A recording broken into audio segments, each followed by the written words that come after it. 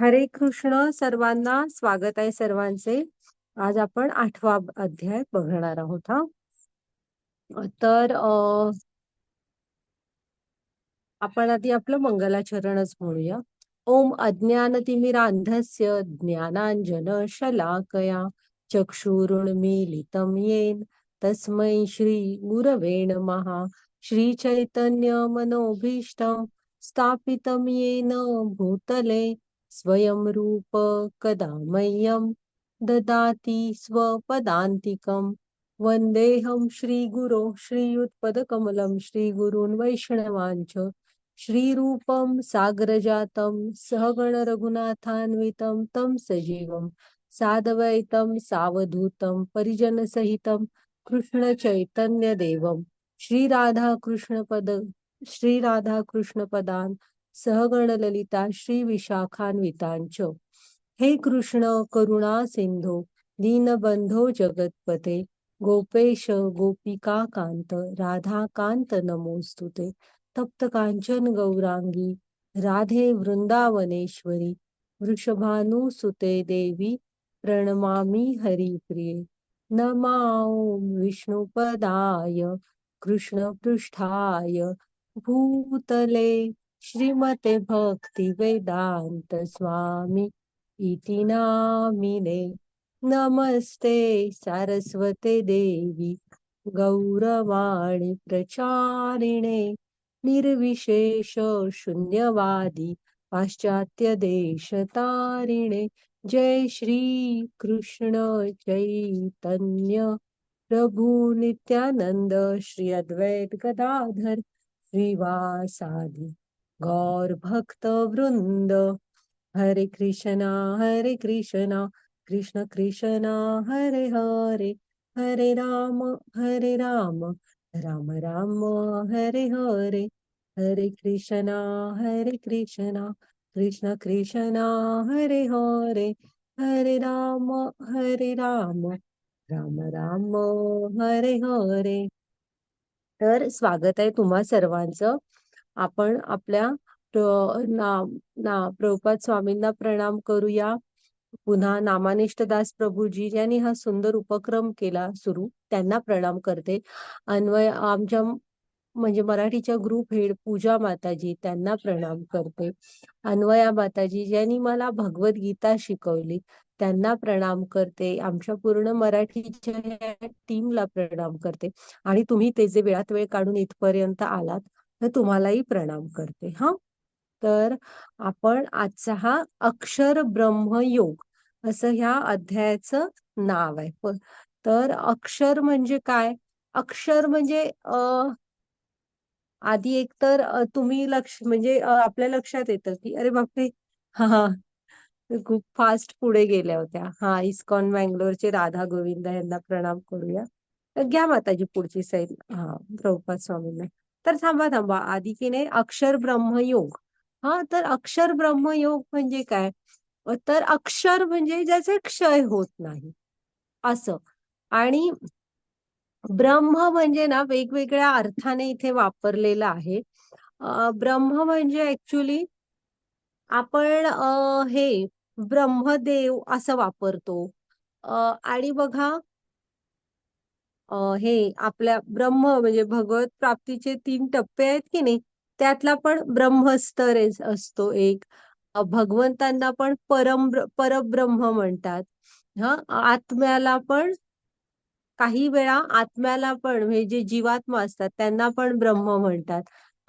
तर अशा बऱ्याच अर्थाने इथं ब्रह्म वापरलं जातं. तर इथं जो ब्रह्म आहे हा जीवात्म्यांना संबोधित केलेला आहे, म्हणजे आपण. तर असं हे अक्षर ब्रह्म योग आहे. तर कृष्ण इथे तुम्हाला जीवात्म्यांना ज्याचा कधीही क्षय होत नाही असं ज्ञान देत आहेत. तर असा तर तो अक्षर ब्रह्म योग आहे, ज्याचा कधीही क्षय होत नाही. तर ना आजचा अध्याय सुरू करायच्या आधी मी तुम्हाला 2 मिनिटात ना कालच्या अध्यायातले शेवटचे 2 श्लोक वाचून दाखवते.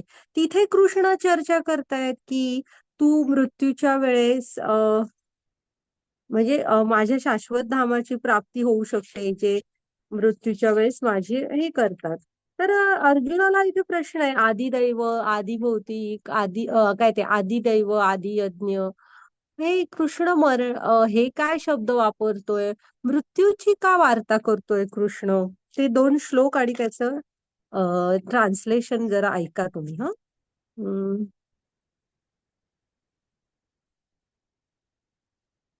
हरे कृष्ण. त्या माताजी आहेत काय? बर ठीक आहे, हे मीच वाचते तोपर्यंत.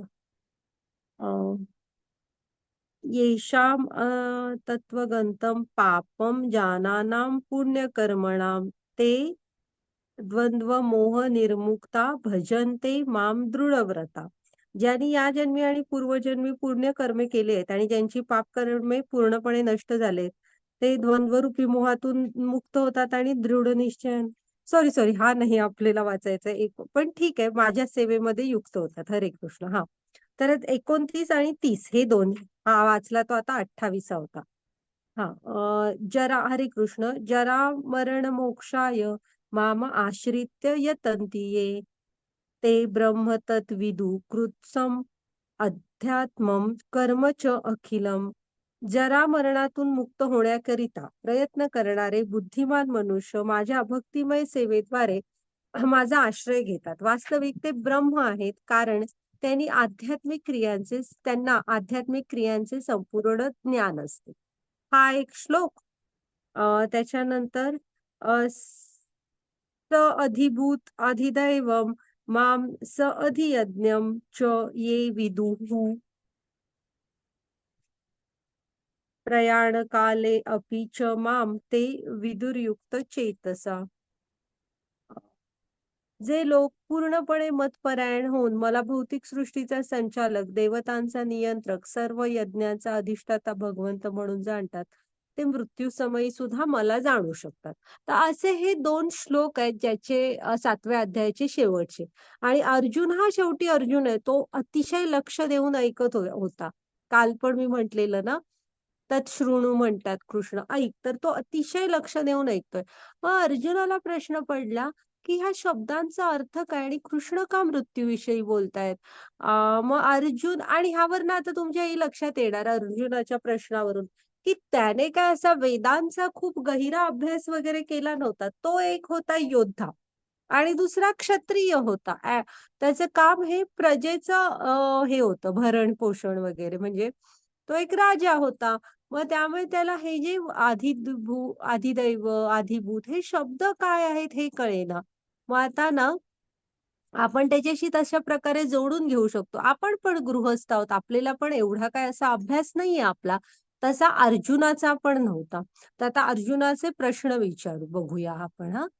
वाचा माताजी तुम्ही. हरे मग मी वाचू कृष्ण. का? हरे कृष्ण. रंजना माताजी, तुम्ही ना मला पिंग करा हा माझ्या ह्याच्यावर व्हॉट्सअपवर. ते हा, क्षितिजा माताजींना काही काम होतं तुमच्याकडे. हा. बरं बरं बरं. हरे कृष्ण. अर्जुनाने विचारले, हे भगवंत, हे परमपुरुष, ब्रह्म म्हणजे काय? आत्मा म्हणजे काय? सकाम कर्म काय आहेत? हे भौतिक सृष्टी काय आहे आणि देवता कोण आहेत? कृपया मला समजावून सांगा. हे मधुसूदन, यज्ञाचा अधिपती कोण आहे? या देहामध्ये तो कसा निवास करतो? आणि भक्तीमध्ये युक्त झालेले मृत्यू समयी तुम्हाला कसे जाणू शकतात? हरे कृष्णा. हरे कृष्ण. तर बघा, हे अर्जुनाचे प्रश्न आहेत. आता त्याने हे ना प्रश्न, तुम्ही इथे बघा ना, ते कृष्ण म्हणतोय इथे की मृत्यू समयी तुम्ही मला हे म्हणून एवढं काय काय म्हणून जाणायचंय, भौतिक सृष्टीचा संचालक, देवतांचा नियंत्रक वगैरे. मग अर्जुनाला पुढे प्रश्न आहे बघा, किती छान प्रश्न विचारले ते, की मग जो भक्तीमध्ये तुम्हाला युक्त झालेला आहे, मान्य आहे की भक्ती त्याने आयुष्यभर केली आहे, पण मृत्यू समयी तुम्हाला आम्ही मग कसं जाणू शकतो? हेही त्याने विचारलेलं आहे. आठवण तर तुमची करायची आहे, पण ती कशी ते पण विचारलंय. हा, आता बघूया हे शब्दांचे अर्थ काय आहेत. ओके, पुढच्या स्लाइड घ्या माता. आहे ते 2 मी वाचून दाखवले तुम्हाला. ह्या 2 ह्याच्यामुळे अर्जुनाने हे प्रश्न विचारलेत. 7.29 आणि 30. हा, तर बघा, आता ब्रह्म म्हणजे काय तुम्हाला म्हटलेलं ना, अक्षर ब्रह्मयोग मधला इथला ब्रह्म म्हणजे आपले जीवात्मा, आपल्याला त्यांनी इथं गृहीत धरलेलं आहे. हा, आणि आपण म्हणजे आत्मा अविनाशी आहे ना, मग आपण आत्माला धरलेलं आहे त्याने, अविनाशी जीव. हा, अध्यात्म म्हणजे काय, तर जीवाचा नित्य स्वभाव. आता स्वभाव हा शब्द आपण जेव्हा आपल्या कानावर पडतो तेव्हा आपल्याला कसं येतो आठवण, की त्याचा स्वभाव खूप हसरा आहे, मायाळू आहे, तापट आहे, जरा चिडकाच आहे, असं. तर हा स्वभाव वेगळा. आणि अध्यात्म या शब्दाचा शास्त्रांप्रमाणे अर्थ जीवाचा नित्य स्वभाव. हा, आणि तो कुठला आहे, आत्म्याच्या स्तरावरून बघाल तुम्ही तर तो एकमेव आहे, तो म्हणजे त्याला कृष्णांची सेवा करायला आवडतं, म्हणजे त्याला कृष्णांशी जोडून घ्यायला आवडतं, कारण तो त्यांचा अंश. लक्षात ठेवा, आत्मा हा सच्चित आनंद का आहे, तर कृष्ण पण सच्चित आनंद आहे. तो त्यांच्यापासून अलग झालेला त्यांचा अंश आहे आणि त्यांची त्याला ओढ असते. त्यामुळे जीवाला कृष्णांशी जोडून घेऊन त्यांच्या भक्ती सेवेमध्ये मग कुठल्याही स्वरूपात तो भजन करेल, तुम्ही ते अगदी फुलं बिलं गोळा करा, फुलांचे हार करा, छोट्या छोट्या काही गोष्टी करा, पण जीवाचा नित्य स्वभाव ही कृष्णांच्या सेवेमध्ये जोडून घेणं आहे. आणि अध्यात्माचा अर्थ काय, तर जीवाचा नित्य स्वभाव. आणि जीवेर स्वभाव नित्य कृष्णेर दास, असं चैतन्य महाप्रभूंनी सांगितलेलं आहे. त्याला ना आवडतं लीन व्हायला कृष्ण भक्तीमध्ये. हम्म तर आता कर्माची शास्त्रांप्रमाणे आपण हे सगळ्या ज्या क्रिया करतो या कर्म म्हणून धरल्या जातात. ही ढोबळ व्याख्या झाली, पण डिटेल आणि थोडक्यात एकच व्याख्या आहे ती, म्हणजे तुम्ही ज्या काही क्रिया करता ज्यामुळे तुमचं पुढचं भौतिक शरीर फिक्स होत आहे, बनत चाललेलं आहे, फलदायी क्रिया आहे, की ज्याचं फळ म्हणून तुम्हाला पुढचं भौतिक शरीर बनत मिळत आहे, त्या प्रत्येक क्रियेला कर्म म्हणून धरलं जातं. ते कंसात लिहिलंय बघा, फलदायी क्रियाकलाप, ज्यामुळे आपलं पुढच्या भौतिक शरीराकडचा प्रवास सुरू आहे, ती प्रत्येक क्रिया म्हणजे कर्म. आता आधिभूत म्हणजे काय, तर आधिभूत म्हणजे हा भौतिक निसर्ग, ज्याला ब्रह्म पण म्हणतो बघा आपण. ब्रह्म, परमात्मा आणि भगवान, ह्या तीन स्तरांमधला ब्रह्म जो आहे ना, तो आधिभूत भौतिक निसर्ग, आपल्या बाजूचं सार आहे जे आपल्याला दिसतं हे ते. हा, आधिदैव म्हणजे काय, तर आधिदैव म्हणजे विराट रूप, ज्यामध्ये साऱ्या देवदेवतांचा समावेश आहे. नंतर आपण विश्वरूप दर्शन मध्ये पण बघाल तुम्ही, कृष्णांचं जे विराट रूप ज्यामध्ये सगळे देवी देवता पण सामावलेले आहेत, त्याला म्हणायचं आधिदैव. हं? आधी यज्ञ म्हणजे काय, तर आपण बघितलेलं आहे शांती सूत्र 5.29 श्लोक, कधी विसरू नका हा तुम्ही. त्याच्यामध्ये काय सांगितलेलं आहे, भोक्ताराम यज्ञ तपसाम सर्वलोक महेश्वरम. हा, मग यज्ञ तपसाम कोण आहेत, म्हणजे सगळ्या यज्ञांचे अधिपती कोण आहेत, त्या सगळ्या यज्ञांचा परम उपभोग भोक्तारम यज्ञ तपसाम कोण आहेत, कृष्ण आहेत. परमात्मा. त्यामुळे आधी यज्ञ कोण, परमात्मा कृष्ण. ते परमात्मा रूपाने प्रत्येकाच्या हृदयात असतात. आता आधी यज्ञ राहतो कुठे, ते दिलंय बघा. कुठे राहतो आधी यज्ञ, सर्वांच्या हृदयात आहेत. आजच आपण मोठा अध्याय आहे, आपण आजच बघू ते कसे राहतात सगळ्यांच्या हृदयात, कसे कसे विस्तार आहेत. आणि हा 8वा श्लोक, की मृत्यूच्या वेळी कृष्णाचे स्मरण कसे करावे. उत्तर किती छान आहे बघा, पॉइंट टू पॉइंट. आयुष्यभर स्मरणाचा सराव करा. असं नाही होणार की तुम्ही कृष्णाचं नावच कधी तोंडात आलं नाही, ज्याच्याशी तुम्ही जोडलेच गेलेले नाही आहात, तो का बरं मृत्यूच्या वेळेस आपल्याला आठवणार. मृत्यूच्या वेळेस माणसांना कोण आठवतं, आपले अरे नातेवाईक, बापरे. जे आपले नियरेस्ट डिअरेस्ट लोक आहेत, ती आठवण. आणि ते नॅचरली आहे. सराव म्हणजे आपल्याला त्यांच्या आजूबाजूला राहतो आपण, तीच आठवणार ना. मग कृष्णाने काय सांगितलंय, आयुष्यभर स्मरणाचा सराव करा. ओके, माताजी पुढची स्लाइड घ्या.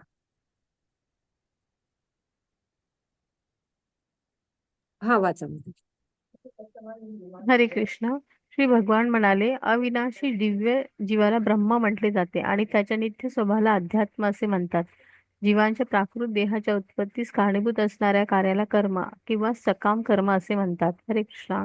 आता आपण हे सगळं बघितलंय. इथं त्यांनी काय दाखवलंय माहितीये? कर्म म्हणजे तुम्हाला भौतिक शरीर देणार आहे असं सगळ्या क्रिया. मग आता इथे खालून जाऊया आपण. खाली दाखवलेलं आहे की ते तुम्ही म्हणजे एखाद्याला अवैध स्त्रीगमन करण्यातच रस आहे. तर परमात्मा हृदयामध्ये असतात. मग ते म्हणतात की एकतर मनुष्य शरीर फक्त ह्यासाठी दिलेलं नाहीये.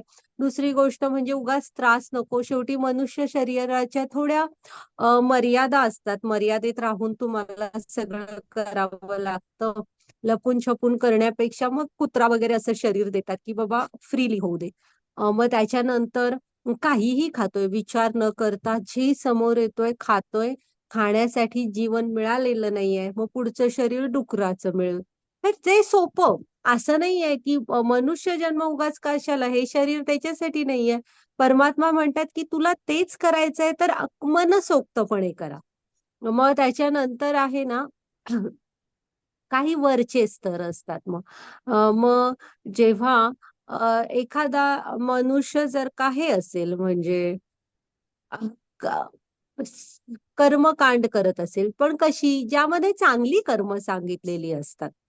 हा, माझं चांगलं व्हावं म्हणून तो दान धर्म वगैरे असं करत असेल, यज्ञ वगैरे, तर त्यांना मग त्याची पुढची हे स्वर्गात जातात. हो, मी जन्म मिळतो आणि स्वर्गातली सुख तो उपभोगतो. आणि जर का तुम्ही भगवंतांशी जोडलेला असाल, तर तुम्ही पुढे गोलोक वृंदावन धामात कृष्णांच्या धामामध्ये जाता. ते हृदयातच असतात. ते बघत असतात की तुमची इच्छा काय आहे. हम्म. घ्या माताजी पुढची स्लाइड. त्यामुळे तुमचाच आपलंच कर्म असतं जे आपलं पुढचं हे भौतिक शरीर ठरवत असतं. दुसरं कोणी काही करत नसतं. हा, त्याला जबाबदार नसतं. घ्या माताजी पुढची स्लाइड. कारण शेवटी कसं वागायचं, तुमच्या इच्छा काय आतून हव्यात, हे आपल्या हातात आहे. हरे कृष्ण. वाचा.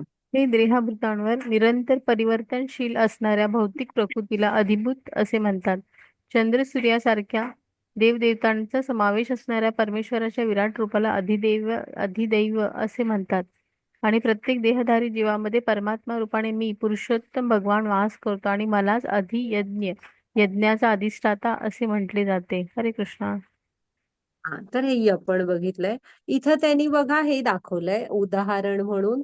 ही भौतिक प्रकृती आहे ना आपल्या आजूबाजूची, आधिभूत म्हटलंय ना तिला. तर ही सत्य म्हणजे असं नाहीये की ही सब माया है, ही सगळी माया आहे असं नाहीये. ती प्रत्यक्षात आहे.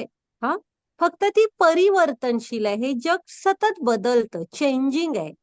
तुमच्या आजूबाजूची परिस्थिती ऋतूंप्रमाणे बदलेल आणि सतत बदलत राहणार, चेंजिंग आहे. हा, तर इथे त्यांनी उदाहरण दिलंय बघा. आधी तो हा असतो, सुरवंट असतो, मग कोश धरतो आणि त्या कोशातून काय बनतं, एक सुंदरसं फुलपाखरू बनतं. तर अशी ही आपल्या आजूबाजूची जी भौतिक प्रकृती आहे निरंतर बदलत असते. ओके. आणि त्यांनी दिलंय बघा, प्रत्येक देहधारी जीवामध्ये परमात्मा रूपाने मी पुरुषोत्तम भगवान वास करतो. इथे पण सांगतायत की आपल्यामध्ये आहेत ते. हा, हे श्लोक तुम्ही सगळे लक्षात ठेवा. ओके. घ्या माताजी पुढची स्लाइड. बघितलंय आपण हे.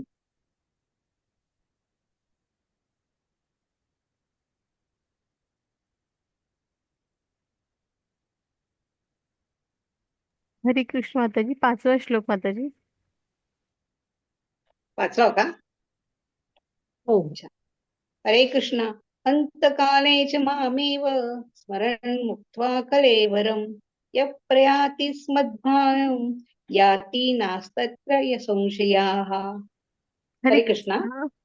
आणि जो मृत्यूसमयी केवळ माझे स्मरण करून आपल्या देहाचा त्याग करतो, तो लगेच माझ्या स्वभावाला प्राप्त होतो. यात मुळीच शंका नाही. हरे कृष्णा. ओके. तर आता अंतकाले च मामेवम स्मरण मुक्त्वा कलेवरम. माम एवम हा शब्द तिथे लक्षात ठेवा तुम्ही. कृष्ण काय म्हणतायत की जो मृत्यू समयी केवळ माझेच, माम एवम, तुम्ही हो ज्या दुसऱ्या देवी देवतांचं वगैरे केलात तर त्यांच्या धामाला जाणार. तर जो मृत्यू समय केवळ कृष्णांचं स्मरण करतोय तो कृष्णांच्या म्हणजे धामाला प्राप्त करतो. आणि कृष्ण काय म्हणतात, यात मुळीच शंका नाहीये. हा नास्त्य अन्यत्र संशय. दुसरा कुठलाही यात तुम्ही संशय धरूच नका. म्हणजे फाटे नाही फोडलेले उगाच. हा हम्म सरळ सांगितलेलं आहे की मृत्यू समयी तुम्ही माझी आठवण काढाल तर तुम्हाला माझी प्राप्ती होईल. आणि इथे हे भीष्म देव दाखवलेत. बरं झालं भोगी आहे आज, संक्रांतीच्याच ह्याच्यात उत्तरायण सुरू झाल्यावर भीष्मदेवानी हे केला हम्म. होता त्यांचा प्राणत्याग. कारण त्यांना हे होतं, तुम्हाला माहित आहे, इच्छा हो मृत्यूचं वरदान होतं आणि ते वाट बघत होते की उत्तरायण सुरू झाल्यावर मग ते हे करणार होते ना, देहत्याग. आणि त्यांची खूप, ते भीष्म हे 12 महाजनांमध्ये आहेत. हा साधे सुधे नव्हते, 12 महाजनांमधले एक महाजन होते भीष्मदेव. आणि त्यांची फार इच्छा होती की कृष्णांना समोर बघत आपण हे करा, देहत्याग करावा. मग ते शरक शय्येवर होते की नाही, मग ते उठून येणं तर शक्य नव्हतं. मग ना जेव्हा हे युद्ध झालं महाभारताचं, जसं सुरुवातीला अर्जुन दुःखात हे झाला होता ना, तसा नंतर युधिष्ठिर महाराजांना खूप अपरंपार असं दुःख होत होतं की आपल्यामुळे इतकी मोठी म्हणजे मनुष्य हानी झाली आणि हे झालं, म्हणजे हे राज्य मिळून का उपयोग, कोण आप्तस्वकीय गेले, आणि त्यांना खूप दुःख होत होतं. मग कृष्ण पण प्रयत्न करून बघतो, पण कृष्णांना माहित होतं ना एक भक्त आपली खूप वाट बघतायत. मग कृष्ण काय म्हणतात, चला आपण तुम्ही सगळे भीष्मांकडे चला युद्धभूमीवर आणि त्यांच्याकडनं राज्यकारभार कसा करायचा हे थोडं ज्ञान मिळवा. आणि ते देतात ज्ञान भीष्म. आणि त्याच्यानंतर कृष्णांना अगदी समोर बघत भीष्मानी हे केलेलं आहे देहत्याग. खूप पवित्र असं हे म्हणजे भीष्मांचं देहत्याग आहे हा, की आदर्श असा असावा मृत्यू. तर आणि काही नाही, एकदम स्थिर असतात. वितृष्णा, तुम्ही कधी भागवतम मधली भीष्मांची स्तुती ह्यावरचं प्रवचन कुठे मिळालं तर नक्की ऐकलंय. ऐका. खूपच सुंदर स्तुती आहे आणि त्या गहिऱ्या गोष्टी आहेत. हा त्यातले शब्द आणि शब्द म्हणजे, तर आहे ना, इथं आणि एक लक्षात घ्या, म्हणजे त्यांची फार इच्छा होती की भगवंत यावेत, तर भगवंत आले त्यांच्या समोर. दुसरी, ते स्मरण अंतकालेच मामेवम स्मरण मुक्त्वा कलेवरम. हाच त्यांच्याच हे करत हे के म्हणजे स्तुती केली आणि समोर बघत देहत्याग केला. पुन्हा आहे ना, इथं बघा आपल्याला हे असतात म्हणजे आता दिसतंय ना की शरशय्येमध्ये आहेत भीष्म पितामह, तरी सुद्धा त्यांना तितक्या वेदना होत नव्हत्या. तर आपण आहे ना आपल्या म्हणजे कर्तव्याच्या मार्गावर चालत कृष्णांशी जोडून घ्यायचं स्वतःला. हे जे 3 प्रकारचे त्रास असतात आपल्याला, आदिभूत, आदिदैव, आदियज्ञ, हे 3 प्रकारचे त्रास असतात इथं पृथ्वीवर. मग आदिभूत म्हणजे काय, आदिदैव म्हणजे काय आणि आदियज्ञ म्हणजे काय? तर आदिभूत, थांबा, हा आदिदैव आधी घेऊया आपण. जे नॅचरल कलॅमिटीज वगैरे येतात, सुनामी आली, धो पाऊस झाला, हा अ, दुष्काळच पडला, हा सगळा जो आपल्यामुळे नसतो, चक्रीवादळ आलं, हे आदिदैव. त्याच्यानंतर आधी भूत. मग आधी भूत म्हणजे काय, तर तुम्हाला कोरोनाची मायक्रो ऑर्गॅनिझम होते, ते कोरोनाची लाट आली हम्म किंवा कुठलेही व्हायरल इन्फेक्शन होतात, हम्म कलिगचे त्रास, बॉसचा त्रास, म्हणजे मनुष्यांकडून पण आजूबाजूच्या होतात वगैरे, हे सगळं जे येतं ना, हे भटक्या कुत्र्यांचे त्रास वगैरे, हे सगळे आधी भूत मध्ये येतं, प्राण्यांपासून होतं. आणि आधी यज्ञ म्हणजे कोणता असतो, जो तुमचा तुम्हाला होतो, म्हणजे तुमचे मेंटल डिसऑर्डर्स, तुमचे स्ट्रेस, ह्याच्यामुळे जे तुम्हाला शारीरिक आजारपण येतील ती म्हणा, पाय घसरून कुठेतरी पडलो, पाय मुरगळला, हा फ्रॅक्चर झालं कुठेतरी, ज्याला दुसरं कोण अजिबात हे नसतं, आपलं आपणच काहीतरी होतं, कुठेतरी काहीतरी कट वगैरे झालं, तर ते म्हणजे आपल्यामुळेच होतं आपल्याला. तर ह्या 3 प्रकारचे त्रास असतात. ह्याला सेकंडरी म्हटलेलं आहे. हा हे प्रायमरी नाही आहेत, प्राथमिक नाही. हे दुसऱ्या स्तरावर आहेत. का आहेत? तर हे तुम्ही ह्यातनं बाहेर पडू शकता. हा, हे जे त्रास आहेत त्यातनं काहीतरी करून तुम्ही कसेही बाहेर पडू शकता. पूर येऊन जातो, मग आपण सगळं धुवून घरांमध्ये जातो वगैरे असं. काहीतरी आहेत त्याच्यातनं मार्ग बाहेर पडायला. त्यामुळे हे खरं तर दुय्यम आहे. पण आपल्याला काय झालंय माहितीये, मनुष्य जीवनात आपण त्यांना प्रायमरी केलेलं आहे, की आपण त्यातच गुरफटून पडलेलो आहे. हम्म. खरे मनुष्य जीवनाची दुःख, त्रास, जन्म, मृत्यू, जरा, व्याधी ही 4 आहेत. आणि ह्यांना प्राथमिक का म्हटलंय माहितीये, ह्याच्यातून तुम्ही मुक्त नाही होऊ शकत. हा, जन्म, मृत्यू, जरा, व्याधी ह्यातून बाहेर नाही पडू शकत. तुम्हाला ते सहन करावे लागतात. तर आहे ना, आपण बिलकुल त्याचा विचार करत नाही. आपण फक्त विचार करतो तो ह्या आता सांगितलं त्यांचा. तर हे आहे मनुष्य जन्माचं, हे एक प्रकारचं अज्ञान असल्यासारखं असतं. तर आता इथे लक्षात ठेवा, हे जे त्रिताप आहेत ना, त्रिविध ताप आहेत ना, ह्यातनं कृष्णांशी तुम्ही जोडलेले असताय. भलेही शरीराला काहीतरी हम्म. त्रास सुरू असेल, पण ती सहन करण्याची ताकद कृष्णच तुम्हाला देतायत. इथे भीष्मांच्या चेहऱ्यावर शरशय्येवर झोपलेत, खरं त्या वेदना दिसत नाहीयेत बघा तुम्हाला. ती कृष्णच तुम्हाला त्यातनं हे करतात. म्हणजे जेव्हा आपण त्यांची स्ट्रॉंगली कनेक्टेड असतो ना, त्याचा त्रास आपल्याला होत नाही. आणि हे भीष्मांचं हे खूप हे आहे, म्हणजे खूप अभ्यासाचा आणि छान विषय आहे तो, भीष्मानी केलेला देहत्याग. हा, आणि हे त्याचं उदाहरण आहे की तुम्हाला त्यांच्या धामाची प्राप्ती होणार. ओके, त्यांची आठवण काढलात तर. घ्या त्याची पुढची स्लाइड.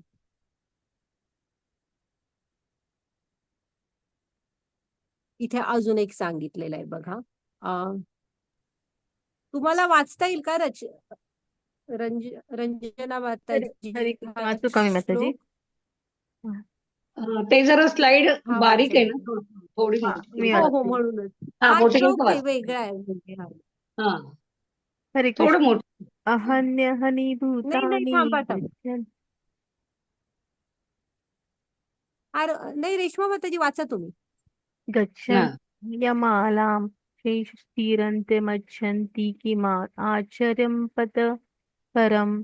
हरे कृष्णा. शेकडो आणि हजारो जीव प्रत्येक क्षणी मृत्यूला भेटतात, तर आहे परंतु ना, एक मूर्ख काय प्राणी होतंय. हा. मूर्ख प्राणी तरीही स्वतःला मृत समजतो आणि मृत्यूची तयारी करत नाही. ही जगातील सर्वात अद्भुत गोष्ट आहे. हरे कृष्णा. म्हणजे ही गोष्ट कधीची आहे, महाभारतात ती जेव्हा ह्याच्यात असतात, अ, वनवासामध्ये, तेव्हा एकदा युधिष्ठिरांना तहान लागते आणि ते अर्जुनाला म्हणतात, अर्जुना थोडस पाणी आण रे माझ्यासाठी. मग अर्जुन एक लोटा घेतो, पाणी आणायला जातो. मग त्याला एक तळ दिसतं जवळच. तर तिथे तो पाणी घेणार एवढ्यात आवाज येतो की थांब. आणि तो म्हणतो की असं असं मी इथला, हे जे हे आहे, तो एक गंधर्व असतो. तो म्हणतो की माझा आहे हे, हा भाग, हे तळ माझं आहे आणि तू माझ्या परवानगीशिवाय ह्यातलं पाणी नको घेऊस. आणि त्यासाठी ना, तू घेतलंस माझी परवानगी न घेता तर तुला हे होणार, म्हणजे तू मृत्यू पावशील. तर अर्जुन म्हणतो आता हा कोण, जंगल असतं ते, आणि हा हे काय सांगतोय. अर्जुन घ्यायला वागतो ते पाणी, स्वतः पण जरासं पितो आणि तिथे बेशुद्ध पडतो. मग वाट बघून भीमांना पाठवतात, मग नकुल सहदेवना पाठवतात, मागे कोणाचाच पत्ता नाही. शेवटी त्यांना काळजी वाटायला लागते आणि ते स्वतः येतात. मग युधिष्ठिर येतात, बघतात चारही भाऊ असे अगदी बेशुद्ध, म्हणजे निचेष्टितच झाल्यासारखे पडलेले असतात. मग त्यांना कळत नाही. मग ते लोटा असतो त्यांच्या जवळ, मग ते आजूबाजूला बघत असतात आणि पाण्याकडे नुसते जातच असतात. तेव्हा परत आवाज येतो, थांब. म्हणजे आता आता बेशुद्ध पडलेल्याला उठवायला तुम्ही पाणी शिंपडणार ना.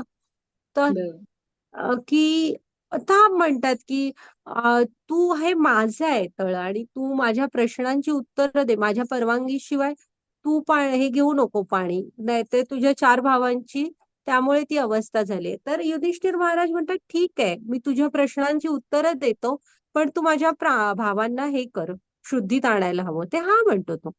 मग तेव्हा ना खूप ते बरेच प्रश्न विचारलेले आहेत. त्यातला एक प्रश्न असतो की ह्या जगात सर्वात आश्चर्यदायक गोष्ट कोणती आहे, आश्चर्यकारक काय आहे, अद्भुत असं. त्याचं हे उत्तर आहे ह्यानी युधिष्ठिरांनी दिलेलं की शेकडो आणि हजारो जीव प्रत्येक क्षणी मृत्यूला भेटतात. हा, आपण पण आजूबाजूला ह्या बातम्या ऐकतच असतो. परंतु एकही मूर्ख प्राणी स्वतःला मृत्यूसाठी तयार करत नाही. ही जगातली सगळ्यात अद्भुत गोष्ट आहे. आता तयार करत नाही म्हणजे काय? असं नाहीये की तयारी तेव्हा कशी करायची, तो काय सेरेमनी आहे म्हणून, तसं नाही. तयारी करत नाही म्हणजे हे भागवतम तुम्हाला सांगणार. हा, त्याच्यामध्ये भक्तांच्या कथा आहेत की तुम्ही मृत्यूला कसं सामोरं जायला पाहिजे. हा, तर ते आता आपण भीष्मदेवांना बघितलं. अशुद्ध भक्त होते ते कृष्णांचे. पुन्हा भागवत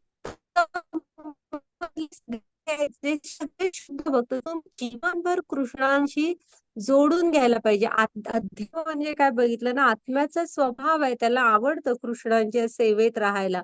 तर हे सगळं आपण करायचं असतं. ओके, घ्या माताजी पुढची स्लाइड. आपण हे काही करत नाही, आपण आपल्या ह्या त्रिविध तापांमध्येच अडकून पडलेलो असतो. तर त्या येतात, त्यातनं बाहेर पडायचं, पण कृष्णांना जोडून राहायचं असतं. बरं, आता तुम्ही कृष्णांचं स्मरण नाही केलं तर माताजी 6वा श्लोक वाचा. हा, हरे कृष्णा. यं यं व्यापी स्मरणं भावं त्यजन्ते कलेवरं तं तमेवेति कौन्तेय सदा सद्भावभाविताः. हरे कृष्णा. हरे कृष्णा. हे कौंतेया, आपल्या देहाचा त्याग करीत असताना मनुष्य ज्या ज्या भावाने स्मरण करतो त्या त्या भावांची तो निस्संदेह प्राप्ती करतो. हरे कृष्णा.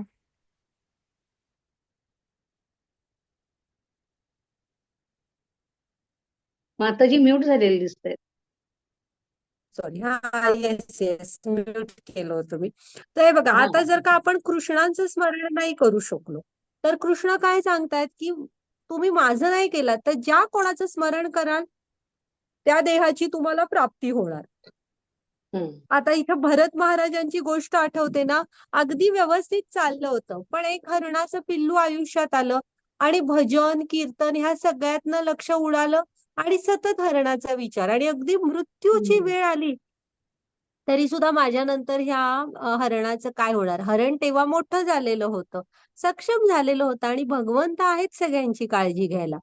तरी पण हरणाचं कसं होणार, हरणाचं कसं होणार, परत पुढचा देह हरणाचा मिळाला. मग तरी बरं एक की त्यामध्ये त्यांची स्मृती तशीच होती की आपण काय, मग त्यांना कळतं रे बापरे, हरणाचं जे शरीर मिळालं आपल्याला. मग त्याच्यानंतर तो आश्रमाच्याच जवळ राहत असतात कायम, ते वेद पठण वगैरे ऐकत, ते हरिण. आणि मग त्याच्यानंतर जडभरत ऋषींचा जन्म, आणि त्या जन्मात मग मुक्ती मिळते. तर बघा, तुम्ही ज्या भावामध्ये मृत्यू येणार तो पुढचं तुम्हाला शरीर मिळत असतं, आणि त्यात पण कुठला निसंदेह म्हणजे कृष्णाने सांगितलंय. ओके, घ्या माताजी पुढची स्लाइड. आता इथं पुन्हा हा, हेच हे बघा ना, त्यांचं समोर यज्ञ करतायत आणि लक्ष मात्र हरणाकडे आहे, असं झालं त्यांचं. हा. आता पुन्हा तुम्ही बघताय ना, फलदायी क्रियाकलाप आपण शिकलो मगाशी. कर्म म्हणजे काय, फलदायी क्रियाकलाप. तर हम्म. नृग महाराजांची गोष्ट कधीच विसरू नका. तुम्ही शिकला आहे ना नृग महाराजांची गोष्ट. तर नृग महाराजांनी फक्त एकच हे होतं, ब्राह्मणाचे शाप लागले होते दोघांचे, तर पुढचं शरीर ह्याच मिळालं. त्या शापामुळे कसलं, ते सरड्याचं मिळालं होतं त्यांना. हो. घ्या माताजी पुढची स्लाइड. तर हे असं असतं ते, म्हणजे नृग महाराजांचा मृत्यूविषयी नाही, पण कर्माने मगाशी आपण बघितलं ना, त्यात होतं बघा ते. हा, 7वा श्लोक माताजी वाचा. तस्मात् सर्वेषु कालेषु मां नुस्मर युध्य च मय्यर्पित मनोर्बुद्धि मामवैष्य संशयम्. हरे कृष्णा. म्हणून अर्जुना, तू सदैव माझा कृष्णाच्या रूपात विचार कर. त्याच वेळी तुझे युद्धाचे विहित कर्तव्य पार पाड. मला समर्पित केलेले तुमचे कार्य आणि तुमचे मन आणि बुद्धी माझ्यावर स्थिर केल्याने तुम्ही निसंशयपणे माझी प्राप्ती कराल. हरे कृष्णा. मग आता कृष्ण काय म्हणतोय की अर्जुनाला, की आपण काय करायचंय, तर सतत कृष्णांच्या रूपाचा विचार करायचाय. आता इथं पहिल्याच वाक्यात माझा कृष्णाच्या रूपात विचार कर. समोरच कृष्ण उभे आहेत, माझा विचार कर म्हणजे जे रूप आहे त्याच विचारात म्हणतायत ना. तर इथे आपण जे म्हणतो ना, की तुम्ही मेडिटेशन वगैरे करत असाल तर God is a light, a vibration, an energy, असं नाहीये. तुम्ही कृष्णांच्या रूपावर ध्यान करा. त्यांनी पण सांगितलंय बघा, की माझ्या रूपात. ते फॉर्मलेस नाहीयेत, ते नाहीयेत. त्यांना व्यवस्थित शरीर आहे, गोविंद रूपात आहेत ते. कृष्ण आपल्याला माहित आहेत कसे दिसतात. तर त्या रूपात आपण त्यांचं स्मरण करायला हवं. हा, नेहमी सवय पाडा. अजिबात असं समजू नका की ते फॉर्मलेस आहेत, एक प्रकाश आहेत, नाद आहेत, व्हायब्रेशन, असं नाहीये. हम्म. हे एक झालं इथे, हा श्लोक लक्षात ठेवा. आणि हे करत आपलं विहित कर्तव्य पण करा म्हणतात. असं पण नका की तुमची कर्तव्य सोडून द्या. आणि कर्तव्य करत करत आता तिथे अर्जुनाला तर बाणच लागले असते, जरा जरी एक क्षण इकडे तिकडे विचार झाले असते तर. पण आतून स्ट्रॉंगली तो कनेक्ट झाला होता ना कृष्णांशी. तसंच आपण पण राहायचं असतं. आणि ते सोपं करायला कालच्या अध्यायात कृष्णाने सांगितलेले आहेत त्यांच्या विविध शक्ती वगैरे. जे तुम्हाला जेव्हा ते दिसेल, हा कृष्णा ही वेगवेगळ्या रूपात तूच आम्हाला भेटतोयस, हा, असा विचार करायची आपल्याला सवय करून घ्या. आपलं सर्व कार्य, आपलं मन, बुद्धी ही कशावर स्थिर करायची आहे? कृष्णांवर. ओके. आणि असं केलं ना, निसंशयपणे आपण कृष्णांची प्राप्ती करू शकू. हे शेजारी प्रल्हाद महाराज सांगितलेत बघा, दाखवलेत. हे प्रल्हाद महाराज ना जेव्हा त्यांच्या गुरूंकडे गेलेले असतात, मग रिसेस असते, मधला सुट्टी. मग मधल्या सुट्टीत सगळ्या त्या असुर बालकांना गोळ्या करत असतात आणि त्यांना ना विष्णू म्हणजे ही अध्यात्माची ही माहिती देत असतात आणि त्यांना सांगत असतात, तुम्हाला ती मुलं नाही बाबा, हे काय तू सांगतोयस? मग नाही म्हणतो, भजन कीर्तनच खेळायचंच आहे आपण. मग ते खरं ना विष्णूंचं नाव घेत त्यांना उड्या वगैरे मारून खेळत असतात त्यांच्या बरोबर. आणि प्रल्हाद महाराजांनी सांगितलेलं आहे की आपण हे सगळं आहे ना, ते तर 5 वर्षाचे होते, तर आपण हे तुम्हाला ज्या क्षणी कळेल तेव्हापासून करायला सुरू करायचे. असं नाही की खूप जण म्हणतात अध्यात्म हे म्हातारपणातल्या वगैरे गोष्टी आहेत, होत नाहीत तेव्हा त्या. शरीर साथ देत नाही. आणि एखादं फूल आपण ताजं टवटवीतच घालतो ना भगवंतांना, देवांना. आपण का कोमजलेलं. हा, कोमेजलेलं फूल घालतो का भगवंताला? आता तुम्हाला जेव्हापासनं कळेल त्या क्षणापासनं कृष्णांशी जोडून घ्यायचा सराव करा. इथे ना म्हातारं होणं म्हणजे काय? तर असं नाही की तुम्ही, आपण काय म्हणू नाही आता इतक्या वर्षाच्या 70च्या पुढे गेलो म्हातारं झालो वगैरे, असं नाही. शास्त्रात काय सांगितलंय, तो ते कुठलाही काळ जो तुमच्या आयुष्यातून मागे गेला, मग आपण इंग्लिशमध्ये म्हणतो 1 year old, 2 years old, 1 month old, असं म्हणतो की नाही. जो टाइम आपल्या हातून निघून गेला तेवढे तुम्ही म्हातारे झाला. त्यामुळे असं नाहीये की म्हातारपणात करायचं, ज्या क्षणी कळेल तेव्हापासनं तुम्ही करायला हवं. हा. आणि प्रल्हाद महाराज तर त्यांचे वडील नाव घ्यायचं नाही म्हणून सांगितलेलं होतं, तिथे ते करत होते बघा.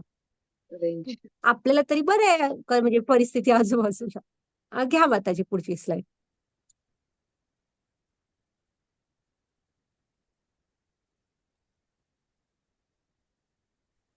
हरे कृष्ण. अभ्यास योग युक्तेन चैतन्यागमनिया परमपुरुषं दिव्ययाति पार्थानुनिच्यते येन. जो परमपुरुष भगवंताचे ध्यान करतो त्याचे मन सतत माझ्या स्मरणात गुंतलेले असते, मार्गापासून अविचलित असते. तो हे पार अर्जुना, तो माझ्यापर्यंत नक्की पोहोचतो. हरे कृष्ण. हरे कृष्ण. तर बघा हा, अं,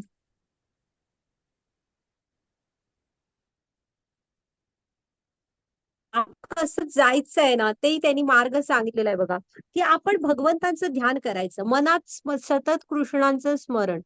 आणि तो ह्या मार्गापासून अविचल राहायचा. असं नाही की ह्याच्यात काही तारखा वगैरे सांगितलेल्या नाहीत.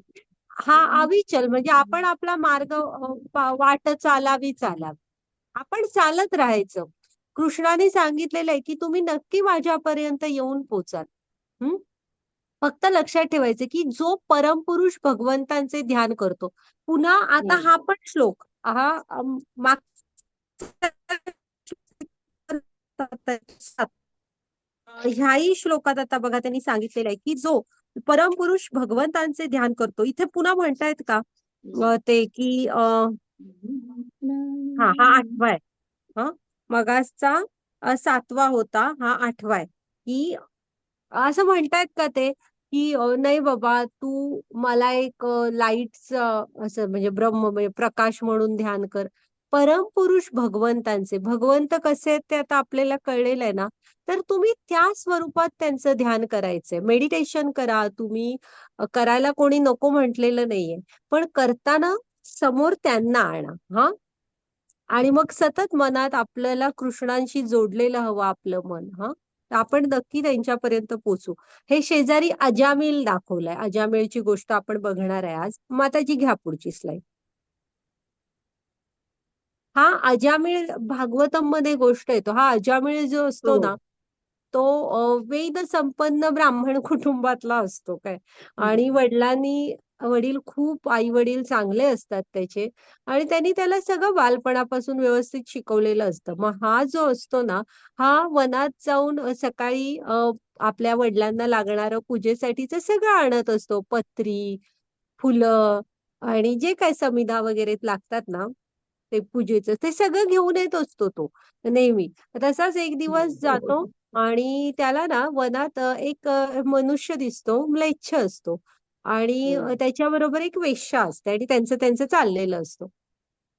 तर हा आहे ना ते बघतो, ते हातातलं सगळं सामान असतं झाडाच्या पाठीमागे लपतो आणि ते थोडा वेळ बघत थांबतो. आणि त्या ह्याच्या म्हणजे बघा आता तसा सगळा ज्ञानात होत म्हणजे बऱ्यापैकी ज्ञानी होता हा. सगळं बाजूला ठेवतो म्हणजे ही इंद्रियांचे आवेग असतात ना तुम्हाला बुद्धीने मनावर ताबा ठेवावा लागतो आपल्या नेहमी. पुन्हा ह्या गोष्टी तुम्हाला जीवनात कसं वागायचं खूप सांगतात. अशा ठिकाणी आता असं नाही होणार की तुम्ही पोलीस वगैरे मध्ये जॉब करताय तर अशा ठिकाणी जात असतात. तर आपण आहे ना अशा ठिकाणी जास्त वेळ थांबू नये एकतर. हा अजामिळ ते बघत थांबतो आणि काय करतो थोड्या वेळाने त्या माणसाला घालवून टाकतो आणि त्या स्त्रीच्या एवढ्या मोहात सापडतो की तिला घेऊन स्ट्रेट घरी येतो. आणि आई वडील चमकतातच, हे काय घरी आणलंस तू म्हणून. तर म्हणतो ही बायको बघ म्हणतात तुझी किती चांगली असते. त्याची बायको असते चांगली आहे. तो म्हणतो तिला अशा स्त्री तुझ्यासारखी म्हणून. आणि तिला म्हणतो एकतर राहायची असलीस तर इथे दासी-बिसी असं राहा, नाहीतर जा म्हणतो घालवून टाकतो आणि घालवूनच टाकतो थोडे दिवसांनी. आई वडील पण आहेत ना बिचारे एक धक्का बसतोच ना तुम्ही विचार करा तो भागवत मधली गोष्ट आहे म्हणजे त्या काळात अचानक मुलगा उठून असा केल्यावर काय झालं असणार. आणि ते पण बिचारे त्या धक्क्याने हेच होतात वारतात. आणि आहे ना अशा स्त्रियांना कसे पैसे असतात तोपर्यंत ह्या स्त्रिया असतात डिमांडिंग असतात. पत्नीची गोष्ट वेगळी असते. पती पत्नी हे संसारासाठी एक असतात म्हणजे ती प्रेमाने बांधलेले असतात. तर आई वडिलांचं भरपूर असतं अजामिलचं पण किती दिवस पुरणार. सगळं सगळं संपतं त्या स्त्रियांच्या मागे. मुलं होत असतात आणि पण गरजा शेवटी वाढत असतात. मग त्याच्यानंतर हा चोरीमारी करायला सुरू करतो. वर्णन तर असं आहे अजामिलने एक पण पाप करायचं शिल्लक ठेवलं नव्हतं. चोऱ्या करणे, दरोडे घालणे, वाटमाऱ्या करणे, जुगार बिगार खेळणे सगळं सगळं करत असतो. मग असं करत म्हणजे काळ कुणासाठीही थांबत नसतो. काळ हा काळाच्या गतीने पुढे जात राहणार. असं करत करत अजामिल होतो. म्हातारा भरपूर मुलं होतात आणि थोडं म्हातारपणीच्याच टायमापर्यंत ना त्याला एक मुलगा झालेला असतो. मोठी आहे गोष्ट खूप छान आहे. तर त्याला बाळ असताना ते ना त्यांच्या दारावर हे येतात भिक्षा मागायला संन्यासी.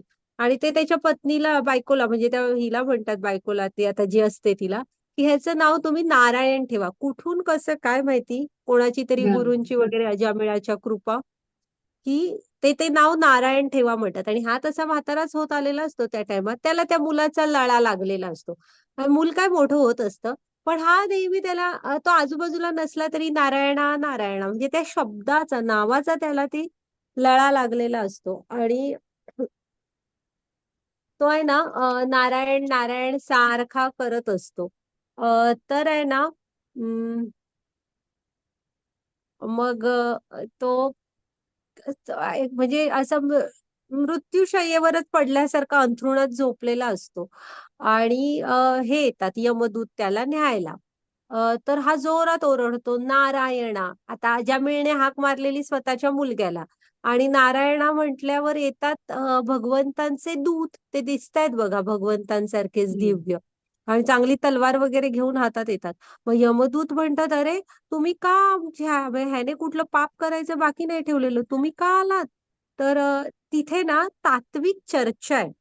यमदूतांना हम्म. सांगितलेलं आहे भगवंतांच्या ह्या पार्षद म्हणतात दिव्यदूतांनी, की हो. जन्म मृत्यूविषयी ना चर्चा आहे. तर आणि मग ते म्हणजे ते म्हणतात, तुम्हाला माहित आहे ना, एकदा सुद्धा जो भगवंतांचं नाव घेतो त्याची पापही पूर्ण जळून हम्म. जातात. हा. हम्म. मग ह्याने आता म्हणजे भगवंतांना हाक मारली आहे म्हणून आम्ही आलोय, त्याची सगळी पापं जळाली. असं ते तात्विक थोडी चर्चा आहे, वाचण्यासारखी आहे. आणि मग ते सांगतात की अजून ह्याचा काही अवकाश आहे मृत्यूला. ते मग ते यमदूत पण बघतात, तर खरंच अवकाश असतो. मग यमदूत पण जातात, हे पार्षद पण निघून जातात. आणि हे सगळं ह्याच्या समोर होत असतं ना अजामिळेच्या. तेव्हा अजामिळला आठवतं की आपण कोण होतो, आणि अधःपतन अधःपतन, अरे बापरे किती पतित झालो आपण. त्या क्षणी अजामिळ उठतो, कोणाला सांगत वगैरे पण नाही. त्याच्या घरातनं, म्हणजे कुठे राहत असतो तिथनं बाहेर पडतो, काशी क्षेत्रात जातो. पुढची 12 वर्ष एक तपश्चर्या करतो, म्हणजे अत्यंत शुद्ध जीवन. आणि कृष्णांच्याच स्मरणात राहत असतो कायम. आणि भगवंतांचे स्मरण करत देह सोडतो. मग त्याची पुढची स्लाइड घ्या. तेव्हा बघा ते पार्षद भगवंतांचे त्याला न्यायला येतात, हातात कमळ वगैरे हम्म. देतात, आणि विमानात हम्म. बसवून घेऊन जातात. तर प्रभुपाद स्वामींचं एक छोटं पुस्तक आहे, अ सेकंड चान्स म्हणून. मराठीत मला आता त्याचं नाव नाही आठवत आहे. तर तुम्ही नक्की वाचा ते. त्याच्यामध्ये जन्म मृत्यूच्या तात्विक चर्चा दिलेल्या आहेत. हा छोटसच आहे. आणि इथं लक्षात ठेवा, अजामिळला एक दुसरा चान्स मिळाला, आपल्याला मिळेलच असं नाही. त्यामुळे प्रल्हाद महाराजांनी सांगितलेलं लक्षात ठेवायचं. ज्या क्षणी आपल्याला भक्तीविषयी कळलंय, कृष्णांशी जोडून घ्यायचं. आणि त्यांच्यामध्ये नित्य वाचे तुझे नाम घेऊ, पांडुरंगी सदा लीन होऊ. हा. तर त्यांच्यामध्येच स्थिर राहायचा प्रयत्न करायचा. ओके. आणि कधी आपण पण तुम्ही अशा चुकीच्या ठिकाणी जाणं झालं, काय झालं, तर तुमचं काम आहे तेवढं करा आणि तिथनं बाहेर पडा. अशा ठिकाणी जास्त वेळ थांबू नका, किंवा जाण्याची गरज नसेल तर जिथे खूप इंद्रिय विषय आहेत, जिथे वाईट गोष्टी चालतात, अशा ठिकाणी जाऊ नका तुम्ही. हा. घ्या माताजी पुढची स्लाइड. कृष्ण मनुष्याचे परमपुरुषाचे सर्वज्ञ पुरातन नियंता अणुपेक्षाही सूक्ष्म सर्व गोष्टीचे पालन करता सर्व भौतिक कल्पनांच्या अतीत असणारे अचिंत्य आणि नित्य पुरुष या रूपामध्ये ध्यान केले पाहिजे. परमपुरुष सूर्याप्रमाणे तेजस्वी आहेत. ते भौतिक प्रकृतीच्या पलीकडे अर्थात दिव्य आहेत. हरे कृष्ण. हरे कृष्ण. आता आपल्याला कृष्ण इथे सतत सांगतायत ना, माझ्या स्मरणात राहा, माझ्या स्मरणात राहा. तर आहे ना, आपण स्मरणात राहायची म्हणजे, आता अजामिल काय माहितीये, ती तसा तो एका चांगल्या वेदशास्त्र संपन्न कुटुंबातून आला होता, त्याला सेकंड चान्स मिळाला. पण कृष्ण 7व्या अध्यायात श्लोकात सांगतायत, 8व्या श्लोकात सांगतायत की नित्य माझं स्मरण करा.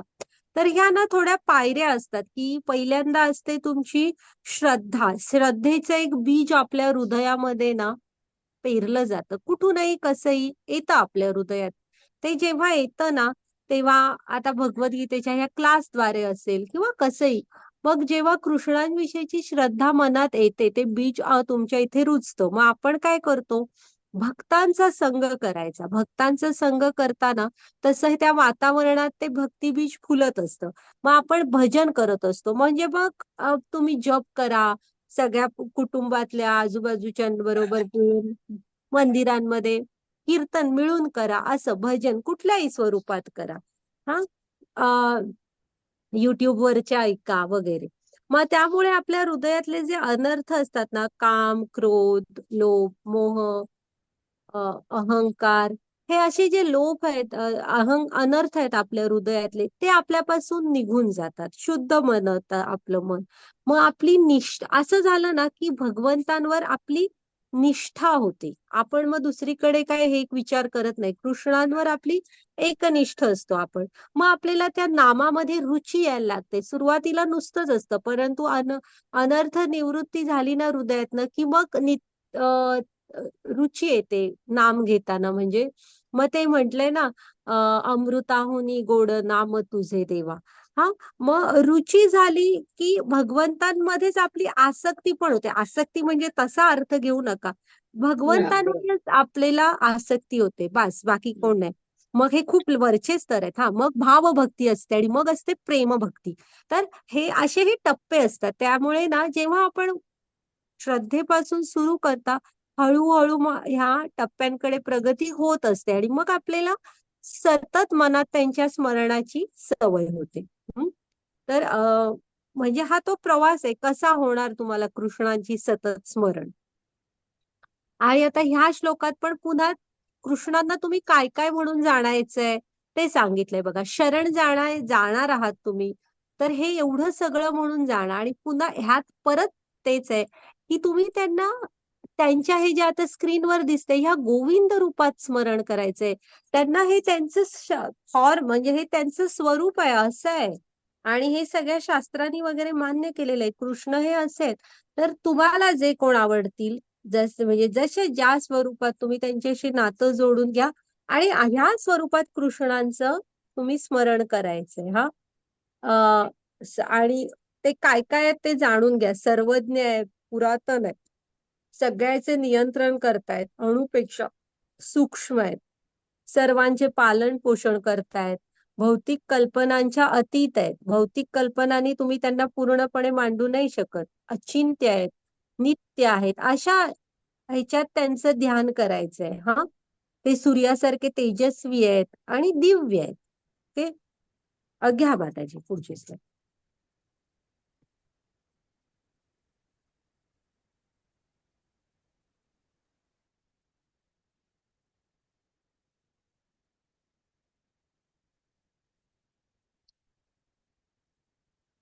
हरे कृष्ण माताजी. हरे कृष्णा. रेश्मा माताजी. हं? नेटचा इश्यू वाटतं. हो काय. हं. आता इथे बघा हा तुम्ही की अ, हे जे शंकर असतात ना आपले, शंकर महादेव, तर ते सतत ना ध्यानामध्ये असतात आणि सतत ध्यान करत असतात. तर कुणाचं ध्यान करत असतात, तर ते कृष्णांचं ध्यान करत असतात नेहमी. आणि त्यांच्या चेहऱ्यावर किती छान भाव असतात बघा. काहीतरी हं. आनंद मिळत असणार आहे ना, काहीतरी अमृताहुनी गोड काहीतरी मिळत असणार. त्यामुळे सतत ते त्यांच्या ध्यान करत असतात. पुन्हा ब्रह्मा वगैरे हे पण जेव्हा काही प्रॉब्लेम येतो काय, तेव्हा विष्णूंकडेच जातात आणि त्यांचेच हे करत असतात, ध्यानामध्ये मग्न असतात. हा, घ्या माताजी पुढची स्लाइड. मग त्यांना इतका आनंद, परमानंद आहेत कृष्ण म्हणजे. मग त्यांना एवढा आनंद मिळतो, आपल्याला मिळणार नाही का सांगा. आणि कृष्ण तर अखिलम मधुरम आहेत. माताजी 15वा श्लोक, रंजना माताजी. हो हो वाचते. मामुपेत्य पुनर्जन्म दुःखालयाम शाश्वतम् नाप्नुवन्ति महात्मान संसिद्धिं परमां गताः. हरे कृष्णा. हरे कृष्ण. मला प्राप्त झाल्यानंतर महान आत्मे जे भक्तीमध्ये योगी आहेत, ते कधी या तात्पुरत्या जगात परत येत नाहीत, जे दुःखाने भरलेले आहे, कारण त्यांना सर्वोच्च पूर्णता परमसिद्धी प्राप्त झाली आहे. हरे कृष्णा. आता कृष्ण काय सांगतायत बघा, की एकदा तुम्ही कृष्णांना प्राप्त केलं की मग आपल्याला ना म्हणजे जे महान आत्मे करतात ते पुन्हा ह्या धामात म्हणजे इथे भौतिक जगात परतून येत नाहीत. ते कृष्ण आणि जन्ममृत्यूच्या फेऱ्यातनच मुक्ती. आणि ते आध्यात्मिक कृष्णांचं जे आध्यात्मिक जगत आहे, गोलोक वृंदावन धाम किंवा विष्णूंचं वैकुंठ, रामांचं साकेत धाम, तुम्ही ज्यांचं स्मरण करताय त्या त्या धामामध्ये निघून जातात. त्यांना जन्ममृत्यूच्या इरजाऱ्यातून मुक्ती मिळते. हा, कारण त्यांनी परमसिद्धी प्राप्त केलेली आहे, कुठली तर कृष्णांशी जोडून घेतलेलं आहे. आणि इथे मधी बघा एक शब्द आहे, दुःखालयम अशाश्वतम. कृष्णाने या जगाचं ते बघा की जे ते कधीही या तात्पुरत्या जगात परतून येत नाहीत, जे दुःखाने भरलेले आहेत. तात्पुरत्या आणि दुःखाने भरलेल्या, दुःखालयम अशाश्वतम. हे जे आपल्या आजूबाजूचं जग आहे ना, त्याला कृष्णाने ज्यांनी निर्माण केलंय तेच काय म्हणतायत, हे दुःखालयम आहे आणि अशाश्वत आहे. म्हणजे मगाशी बघितलं तसं सतत बदलत आहे बाहेरची परिस्थिती आणि दुःखाने भरलेलं आहे. घ्या माताजी पुढची स्लाइड. ज्याने निर्माण केलं त्यांनीच असं वर्णन केलंय. त्यामुळे आपण जास्तीत जास्त प्रयत्न करायला पाहिजे की मनुष्य शरीर हे मिळणं दुर्लभ आहे आणि जेव्हा हा मनुष्य जन्म मिळाला आपण कृष्णांशी जोडून घ्यायला पाहिजे. ते हरे कृष्ण. वाचा पाहिजे. हा. भौतिक जगतातील सर्वोच्च ग्रहापासून खालपर्यंत सर्व दुःखाची ठिकाणे आहेत, जिथे वारंवार जन्म मृत्यू होतो.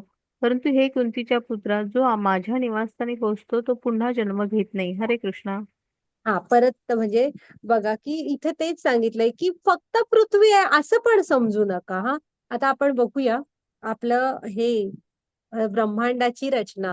त्यामध्ये ना 14 लोक आहेत. मग पृथ्वी 7व्या नंबरला आहे. तर पृथ्वीच्या वरचे 6 आणि खालचे असे सगळेच आहेत ना. कृष्ण काय म्हणतो, ह्या भौतिक जगातील ब्रह्मलोकापासनं खाली पाताळापर्यंत सगळीच दुःखाची ठिकाणी आहेत. फक्त पृथ्वीवर मनुष्याचा काळ आता सध्याचा 100 वर्षाचं आयुष्य आहे. त्यांची कालगणना आपल्यापेक्षा थोडी वेगळी आहे. पण जन्म मृत्यूने ती पण बांधलेली आहेत. कधी ना कधी त्यांचा पण मृत्यू होणार आहे. त्यांना पण वरच्यांना पण खाली यावं लागणार आहे पुण्य गोळा करायला. पुण्य संपलं की त्या जगातनं त्यांना खाली पृथ्वीवर जन्म मिळतो असं. आणि खालची असतात त्यांना त्यांची पापाची हे फळं संपलीत की मग पृथ्वीवरच जन्म घ्यायचा असतो. कुठल्या जे शरीर मिळेल ते मिळेल. ओके. त्यामुळे कृष्ण काय म्हणतो, जिथे वारंवार जन्म मृत्यूच्या फेऱ्यात आपण अडकलेलो आहेत, परंतु हे कुंतीच्या पुत्रा, जो माझ्या निवासस्थानी पोहोचतो तो पुन्हा जन्म घेत नाही. म्हणजे एकदा आपण कृष्णांच्या धामामध्ये गेलो की ह्या जन्म मृत्यूच्या इर्जाऱ्यातून मुक्त असतो. घ्या माताजी. थांबा थांबा एक मिनिट. आता तिथे स्वर्गात पण दाखवलंय की स्वर्गात पण एकतर ते सतत असतच असुरांच्या बरोबर हे सुरू. पृथ्वीवर काय चाललंय ते आपण बघतोच आहे. आणि नरकात वेदना आहेत, फक्त पापाची फलं मिळतात त्यामुळे तिथं वेदनाच.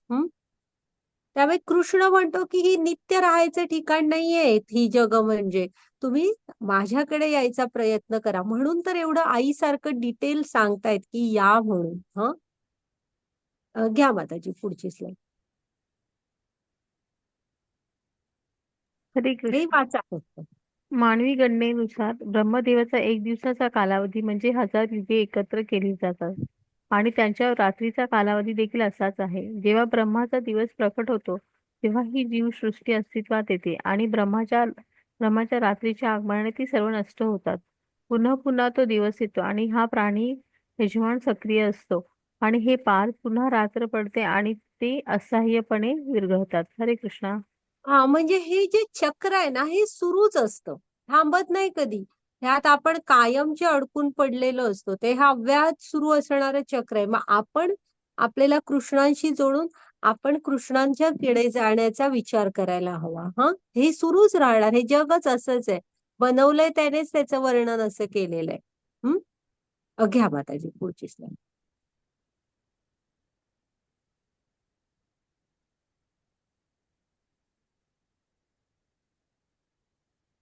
श्रीकृष्ण.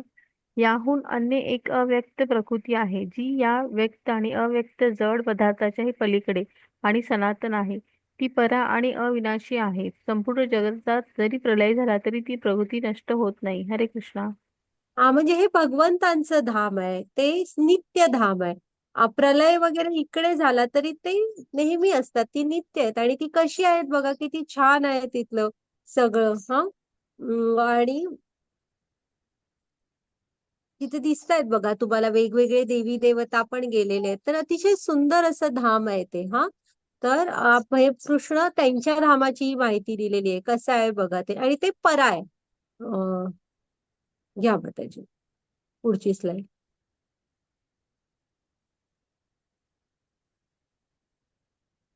आता ना तुम्ही बघा, थोडस मी सांगते तसं तुमचं स्क्रीन झूम करत बघा हा. आपण पहिल्यांदा ही उजव्या बाजूची नाही सॉरी डाव्या बाजूचा चार्ट बघा.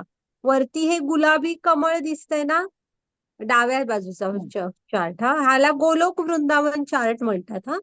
मग ते भगवंतांचं गोलोक धाम आहे. हा त्याच्या खाली वैकुंठ वगैरे आहे निळ्या रंगात, आणि त्याच्या खाली आपलं ब्रह्मांड दाखवलेलं आहे. तर हे जे भगवंतांचं गोलोक धाम आहे ना गुलाबी रंगाचं, ते एक कमळ आहे असं.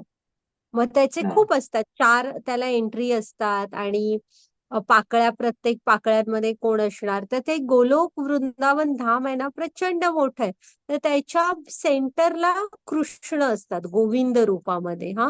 त्यांच्या करोडो गायी, ह्या सगळ्या गोपिका, राधा राणी, त्यांचे वृंदावनातले सखे, असे सगळे असतात तिथे. तर हे भगवंतांचं गोलोक धाम आहे. ओके, हा खूप अभ्यासाचा विषय आहे. तो ऑनलाईन वगैरे पण तुम्ही हा चार्ट मागवू शकता.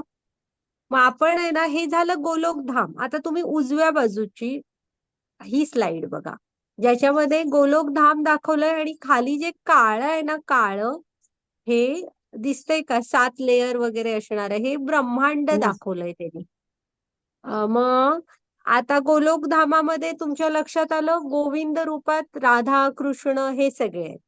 मग त्याच्यानंतर आहेत ना, त्यांचे विस्तार होत असतात. गोविंद रूपात ते गोलोक वृंदावन धामात आहेत. मग तिथून ना त्यांचे विस्तार होतात, आणि टप्प्याटप्प्याने विस्तार होत महाविष्णू हा विस्तार होतो. ओके. मग तुम्हाला ह्या ब्रह्मांडाचं हे काळपट सर्कल दाखवलंय बघा ब्रह्मांडाचं, तिथे वरती दिसतायत का तुम्हाला असे झोपलेले महाविष्णू, आणि त्यांच्यातनं सोनेरी कलरची अंडी बाहेर येत आहेत. सगळ्यांनी बघा, दिसतंय का तुम्हाला दिसलं दिसलं. सोनेरी अंडी? माताजी त्याच्यावर घ्या हो जरासं हे. सोनेरी अंडी बाहेर येत आहेत बघा महाविष्णूंच्या ह्याच्यातून. त्याच्यावर कर्सर घ्या फक्त तुमचा, म्हणजे सगळ्यांना कळेल. तर ती ब्रह्मांड आहेत. नाही नाही, हेच गेली हा. तर ही महाविष्णूंच्या एका श्वासामधून जेव्हा श्वास बाहेर येतो, तेव्हा करोडो ब्रह्मांड बाहेर येतात, सोनेरी अंडी. म्हटलेलंच आहे ब्रह्मांड हा त्यांना. ज्याच्यामध्ये ब्रह्मांड आहे असं ते अंड असतं. मग ती अशी करोडो अंडी बाहेर येत असतात. ओके. मग आहे ना, ते खाली ना त्यांनी एक दाखवलंय, त्या प्रत्येक अंड्याच्या आत काय असतं ते आता बघूया आपण. थांबा हा. त्या प्रत्येक ब्रह्मांडाच्या आत आता हा विस्तार कुठला, महाविष्णू म्हणजे लक्षात ठेवा, लिहून घेत असाल तर घ्या. वरचे विस्तार होत होत ना, एक विस्तार होतो महाविष्णू, आणि ते कारणोदकशाही विष्णू म्हणतात. कारण समुद्रामध्ये असतात हा. कारणोदकशाही विष्णू किंवा महाविष्णू आणि कारण समुद्रात असतात. मग त्यांच्या एका श्वासामधून करोडो ब्रह्मांड बाहेर पडतात. ओके. मग ब्रह्मांडाच्या आत येऊया आपण. तर ह्या ब्रह्मांडाचा बराचसा भाग हा गर्भोदक सागराने व्यापलेला आहे. खाली दिसतायत का बघा, गर्भोदकशाही विष्णू हा पुढचा विस्तार होतो हा. आणि ह्यानेच बराचसा भाग ब्रह्मांडाचा व्यापलेला असतो, जिथे गर्भोदकशाही विष्णू असतात. मग त्यांच्या नाभीमधून एक कमळाचा देठ येतो हा. आणि त्या वरती जे कमळ असतं त्याच्यामध्ये ब्रह्मा प्रकट होतात. मग ब्रह्मांना काहीही माहित नसतं. मग हे भगवंत ते फक्त तपश्चर्या करतात हजारो वर्ष ओमची. मग त्याच्यानंतर भगवंत त्यांना वेदांचं पूर्ण ज्ञान देतात ब्रह्मांना, आणि काय सांगतात की हा सगळी सामग्री पण देतात, ज्ञान देतात, सामग्री पण देतात, आणि ब्रह्मांडाची ह्या सृष्टीची रचना करा म्हणून सांगतात. मग 14 लोक आहेत हा. 14 लोक बनतात. हा जो कमळाचा देठ दाखवलाय बघा त्यांनी, झिगझॅग झालाय, त्यामध्ये 14 लोक असतात, ज्यामध्ये सगळ्यात वर ब्रह्मलोक आहे, सगळ्यात शेवटी पाताळ आहे, आणि पृथ्वी 7 नंबरला. आपल्या पृथ्वीच्या वरची आध्यात्मिक लोक आहेत. आध्यात्मिक म्हणजे वरची लोक आहेत, जरा पुण्यवान लोकांची, आणि खालची आहेत ही सगळे म्हणजे पापी लोक तिकडे जातात. मग 7 नंबरला पृथ्वी आहे. मग वरती आता मला ते आठवत नाही, जनलोक असं नाही, पृथ्वीच्या वर स्वर्गलोक, महरलोक, जनलोक, तपलोक, असं करत ब्रह्मलोक.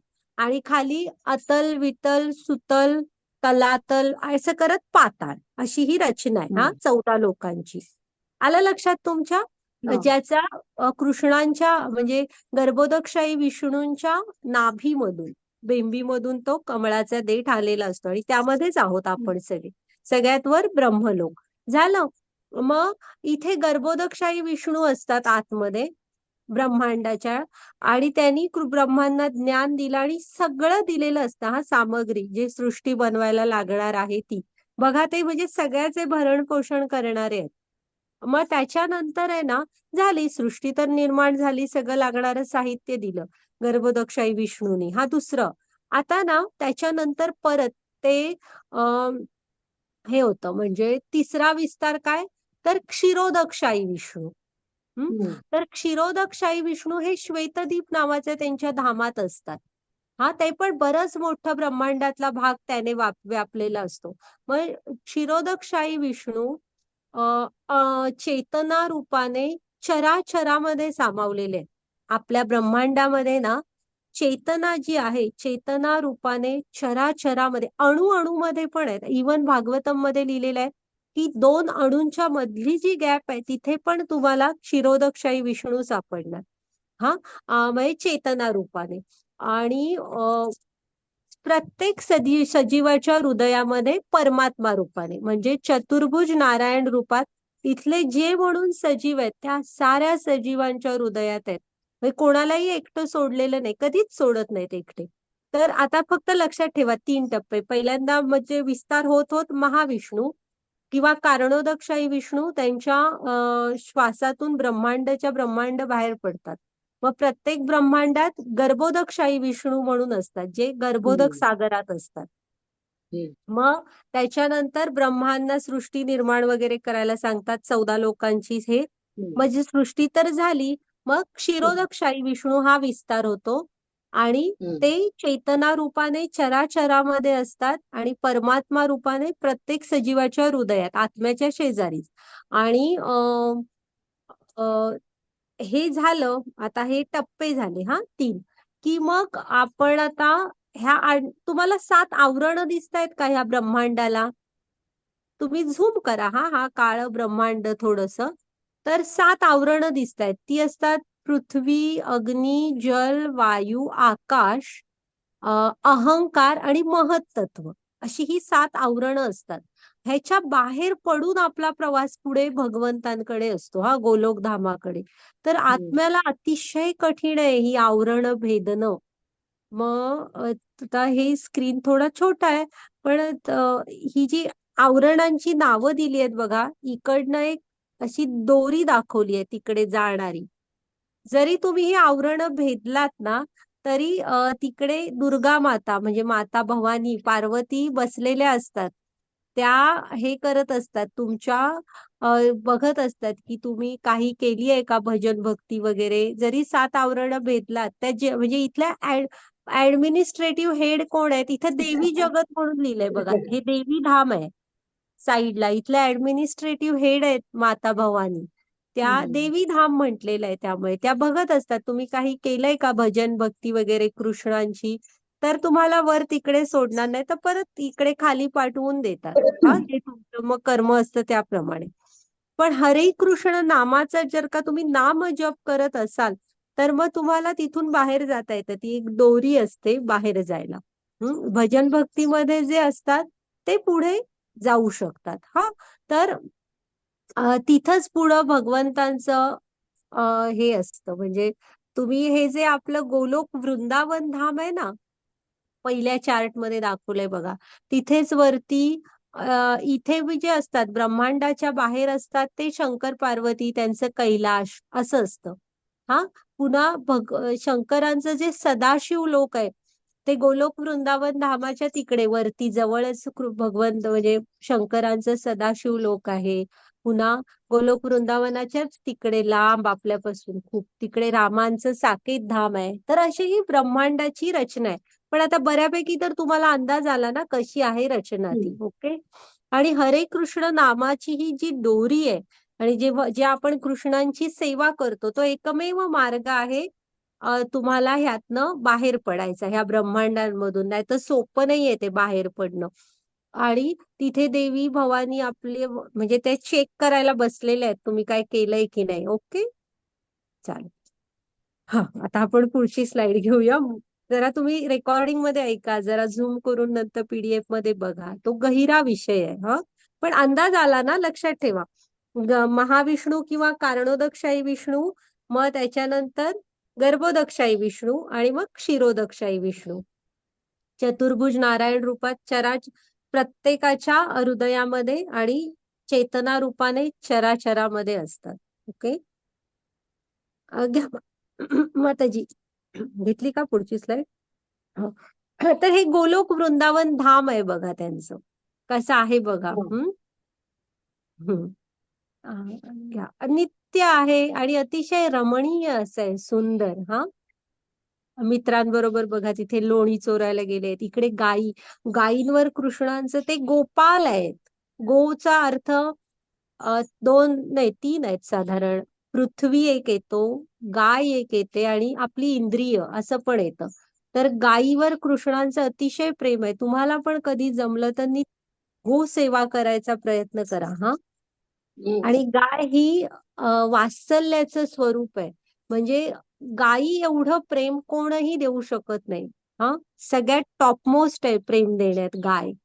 ओके, तर अत्यंत प्रेम आहे गायीवर कृष्णांचं. तर नक्की तुम्हाला कधी जमेल तर गो सेवा कुठल्याही रूपात कशीही करा. ओके, बरोबर. घ्या माताची पुढची स्लाइड. जरासा मोठा अध्याय, पर्यायच नाही, खूप मोठा अध्याय आणि ना त्यातलं त्यात समजावून सांगायला. हे मुकुंदमाला स्तोत्र आहे, पुस्तक आहे प्रभुपाद स्वामींचं. आणि राजा कुलशेखर दास म्हणून होते, एक राजा कुलशेखर होते, सॉरी, त्यांनी ना हे मुकुंदमाला स्तोत्र रचलेलं आहे. हा, तर त्यात त्यांनी ना माताजी डायरेक्ट भाषांतर वाचा तुम्ही खालचं. हरे कृष्णा. हे कृष्णा, ज्याप्रमाणे राजहंस कमळाच्या फुलाच्या देठाच्या चक्रवात प्रवेश करतो, त्याप्रमाणे माझ्या मनाला त्वरित तुझ्या कमळाच्या फुलासारख्या चरणाचा अर्पण करण्याची परवानगी द्या. जेव्हा माझ्या शेवटच्या श्वासाच्या क्षणी माझा घसा शारीरिक विनोद, वायू, पित्त आणि कफ यांच्या क्रियेने आकुंचन पावतो, तेव्हा मी तुझे स्मरण कसे करू शकेन? हरे कृष्णा. हरे कृष्ण. तर आहे ना, लक्षात ठेवा इथे हे कुलशेखर दास म्हणून राजा कुलशेखरांचं हे मुकुंद माला स्तोत्र आहे. त्यात ते काय मागणी करतायत कृष्णांकडे? तर कृष्णा, मी जेव्हा असं टवटवीत म्हणजे ते काय म्हणतायत, माझे शरीर व्यवस्थित आहे तेव्हाच मला तुझ्या चरण कमलांवर ते अर्पण करू दे. कारण का मृत्यू कुणी जाणलाय तेव्हा कदाचित वात कफ यामुळे मला तुझं नाव पण नाही घेता आलं तर. तेव्हा त्यामुळे मी जेव्हा व्यवस्थित आहे तेव्हाच मला तुझ्या चरणांवर माझं हे शरीर म्हणजे व्यवस्थित तुझी आठवण काढत असं चरणावर अर्पण करू दे, असं ते मुकुंद मला स्तोत्र आहे. खूप छान आहे, ऐका तुम्ही. हा, घ्या माताजी पुढची स्लाइड. ओके, वाचा माताजी. 28वा श्लोक माताजी. हो, वाचते. हा, वेदेषु यज्ञेषु तपस्सु चैव ज्ञानेषु यत् पुण्यफलं प्रतिष्ठम् अदेति तत्सर्वमिदं विदत्वा योगी परं स्थानमुपेति चाद्यम्. हरे कृष्णा. हरे कृष्ण. जो मनुष्य भक्ती मार्गाचा स्वीकार करतो, तो वेद अध्ययन, तपस्या, दान देणे किंवा दार्शनिक तथा सकाम कर्म इत्यादी करण्यापासून जे फल प्राप्त होते, त्या फलापासून वंचित होत नाही.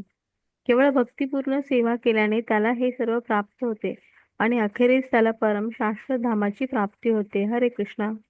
येस, बघा आता इथे ना अर्जुनाला पण असं वाटत असेल, वाटतंय म्हणजे, आणि आपल्याला पण वाटू शकतं की भक्ती सेवेमध्ये आपण जोडलो की आपला वेदांचा अभ्यास, यज्ञ करणं, दान धर्म करणं हे सगळं राहून जातं ना, आपण ते नाही करत आहे. मग कृष्णाने इथे क्लिअर करून टाकलंय की वेदेषु यज्ञेषु तपशु च एव, म्हणजे वेदांचा अभ्यास, तपस्या करणं, दान देणं, हा, आणि सकाम कर्म. इथे सकाम कर्म म्हणजे तुम्ही चांगली कर्म धरा जी शास्त्रांनी सांगितलेली आहेत. पुन्हा दान धर्म करा, मंदिर पूजा करा, व्रत वैकल्य वगैरे काही असतील तर. तर अशी ही सकाम कर्म जी स्वर्ग प्राप्तीसाठी केली जातात. हा, तर कृष्ण काय सांगतात, ह्या सगळ्यामधून तुम्हाला जे फळ मिळतं ना, भक्त त्यापासून वंचित होत नाहीत. आणि भक्तांना उलट एक वेगळं जास्त काय मिळतं, मग हे सगळी पुण्यफलं तर तुम्हाला ऑटोमॅटिक कृष्णांच्या भक्ती सेवेमध्ये जोडल्यावर मिळणारच आहेत. हा, ही मिळणार, त्याची काही काळजी नका करू. आणि काय मिळणार बघा, केवळ भक्तिपूर्ण सेवा केल्याने त्याला हे सर्व प्राप्त होते आणि अखेरीस त्याला कृष्णांच्या परम शाश्वत धामाची प्राप्ती होते. हा, त्यामुळे भक्तांनी लक्षात ठेवा की तुम्ही भक्ती करताना बाकीची चिंता करायची गरज नाही, तर ते सगळं तर मिळेलच आणि कृष्णांच्या परम शाश्वत धामाची प्राप्ती होईल आणि त्याच्याही पुढे जाऊन कृष्णांचं प्रेम प्राप्त होईल. घ्या माताजी पुढची स्लाइड. आता झालंय आपल्या स्लाइड, बघा पुढे आहेत का.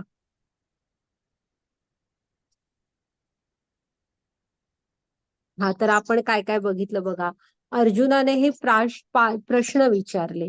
हा, 8 प्रश्न, त्याची उत्तरं बघितली. मृत्यू समयी कृष्णाचं स्मरण कसं करावं, हा, हे योग मिश्रित भक्तीचं द्वारे कृष्णाचे स्मरण, त्याचे स्लाइड्स नाहीयेत ह्याच्यामध्ये. शुद्ध भक्तीद्वारे कृष्णाचं स्मरण कसं, त्याचे. हा, मग भीष्म भीष्मदेवांची गोष्ट बघितली, अजामिळची बघितली. हा, त्याच्यानंतर भौतिक जग कसं आहे आणि आध्यात्मिक जग कसं आहे हे बघितलं. आणि शुद्ध भक्तीमध्ये तुम्हाला सर्व म्हणजे जे काय बाकीच्या ह्यानी मिळणार आहे ते सगळंच मिळतं आणि अधिक कृष्णांच्या धामाची प्राप्ती होते, हेही बघितलं. तुम्ही कुठल्या फळापासून वंचित नाही राहत. तर हा, तर आजचा अध्याय आपला झालेला आहे. करा माताजी रेकॉर्डिंग स्टॉप. ओके, तर हरे कृष्ण. आता तुम्हाला काही शंका असल्या तर